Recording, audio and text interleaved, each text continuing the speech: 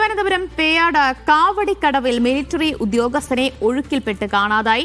കോഴിക്കോട് സ്വദേശി സുജിത്താണ് അപകടത്തിൽപ്പെട്ടത്. സുജിത്തിനായി തെരച്ചിൽ ആരംഭിച്ചു. പാങ്ങോട് മിലിറ്ററി ക്യാമ്പിലെ ഉദ്യോഗസ്ഥനാണ് സുജിത്ത്.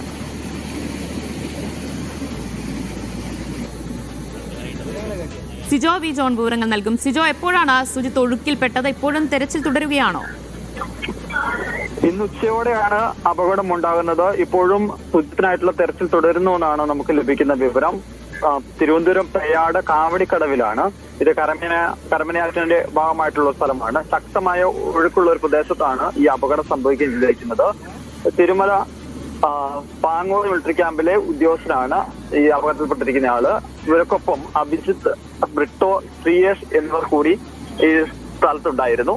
ഇങ്ങനെ 4 പേർ കൂടി അവിടെ എത്തി വെള്ളത്തിൽ ഇറങ്ങി നിൽക്കുന്നു. 2 പേര് വെള്ളത്തിൽ ഇറങ്ങുന്നു. സുജിത്തിപ്പോ മറ്റൊരാൾ കൂടി ഉണ്ടായിരുന്നു. അങ്ങനെ സുജിത്തും ഒരു സുഹൃത്തും കൂടിയാണ് അപകടത്തിൽപ്പെടുന്നത്.